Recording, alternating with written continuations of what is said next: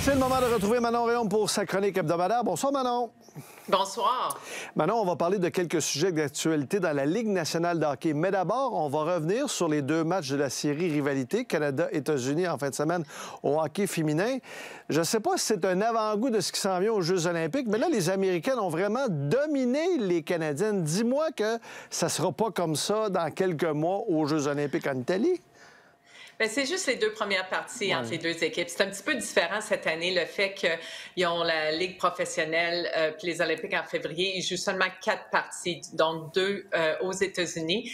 Les États-Unis ont gagné 4-1 dans la première partie. C'est Abby Murphy qui a marqué un tour du chapeau. Puis du côté du Canada, Eve Gascon, c'était sa première présence avec l'équipe nationale senior.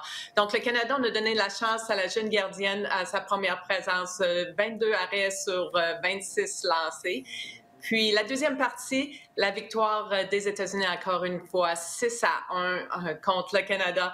C'est Hilary Knight cette fois-ci, 3 buts dans la partie pour le tour du chapeau. Puis c'est un autre jeune gardien de but du côté du Canada, Kayleigh Osborne, qui a eu son départ avec le Canada. Fait que je pense que du côté du Canada, on veut voir si une de ces jeunes-là va faire partie du trio de gardiens de but aux Olympiques. Puis c'est important aussi d'avoir de l'expérience d'autres que Anne-Renée Desbiens, parce qu'on l'a vu l'année passée au championnat du monde durant la finale, Erin Frankel qui s'est blessée en finale, puis la jeune Gwyneth Phillips qui a eu de l'expérience avant le championnat du monde est arrivée en finale, puis elle a gagné la médaille d'or pour les États-Unis. Fait que je pense que du côté du Canada, on veut que nos jeunes gardiennes aient de l'expérience. Donc, ce sera à suivre pour les prochaines semaines. Si on revient à la Ligue nationale maintenant, on va parler des Ducks d'Anaheim, qui est une équipe à surveiller visiblement là, en ce début de saison.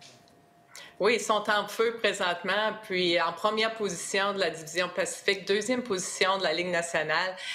Ils ont 7 victoires de suite. Puis ce qui est impressionnant, ils ont joué 5 parties en 8 soirs. Samedi soir, ils ont gagné en prolongation contre Vegas. Ils reviennent le lendemain contre Winnipeg, puis gagnent 4-1. Ils sont vraiment impressionnants. C'est une équipe que devant le filet avec Dorsal qui était excellent depuis le début de la saison.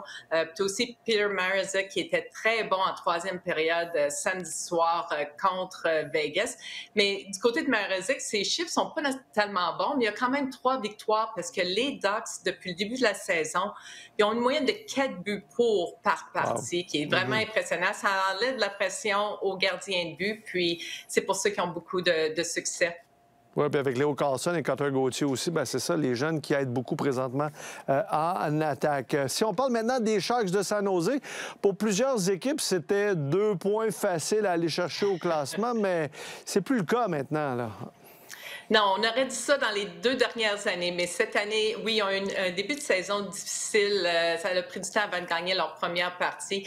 Mais là, ils viennent de gagner 4 de leurs 5 dernières parties. Ils ont battu les Devils, ils ont battu Colorado, ils ont battu Winnipeg, ils ont battu la Floride. Des très bonnes équipes. Je pense que c'est une équipe qui va aller voler des points pendant toute la saison. Lorsque tu as quelqu'un comme Markham Celebrini, j'ai parlé à son agent, puis une des choses qu'il me dit, il dit, c'est un jeune qui veut gagner à tout prix. Ses points personnels, c'est pas important pour lui. Ce qu'il veut faire, c'est gagner de la partie. Puis lorsque tu veux gagner, tu produis comme Malcolm Celebrini produit. Puis je pense qu'il inspire tout le monde autour de lui. Ouais, c'est des jeunes comme ça qui arrivent dans une équipe qui peuvent avoir un impact directement là, à très court terme. Parlant de jeunes talents, est-ce qu'on peut dire, Manon, que ce sont les jeunes présentement qui en mettent plein la vue dans la Ligue nationale de hockey? Bien oui, si on regarde dans la Ligue nationale au niveau des pointeurs, 3 des 5 premiers marqueurs de la Ligue nationale sont 3 jeunes. On commence avec Carlson, sa 3e année dans la Ligue nationale. Il y a des points dans ses 10 dernières parties. 19 points dans ses 10 dernières parties. Vraiment impressionnant. Après ça, tu as Connor Bedard. Lui, il a des points dans ses 8 dernières parties. 18 points au total dans ses 8 dernières parties. Du côté de Celebrini, il y a 6 points dans ses 3 dernières parties. Il y a même une partie cette année qui a 5 points, 3 buts, 2 passes. Puis c'était contre les Rangers et contre Shesterkin, un des meilleurs gardiens de la Ligue nationale.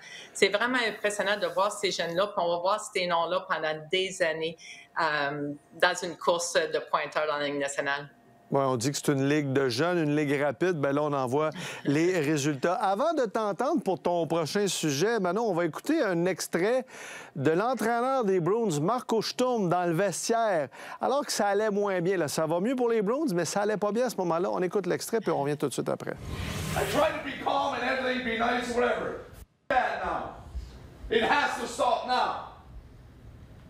Okay? You guys been through it last year. How does it feel in the summer, right?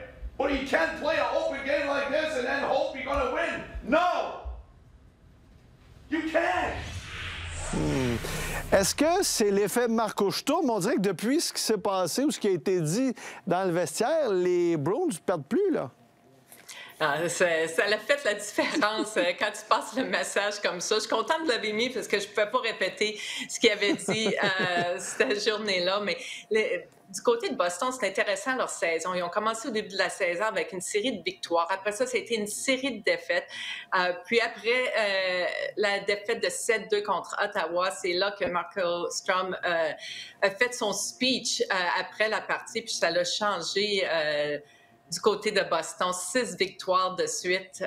Puis Marco Sturm, c'est un compétiteur. Il a joué pour Boston. Il veut faire les séries. Puis c'était son message à l'équipe. Exact. Il y a une culture à Boston et il n'est pas question, malgré tout, malgré que si on est en reconstruction, peu importe, que cette équipe-là se retrouve dans les bas-fonds. Puis ce serait intéressant pour la suite des choses chez les Bruins. Merci beaucoup, Manon, et on se reparle la semaine prochaine. Merci, bonsoir. Bye-bye.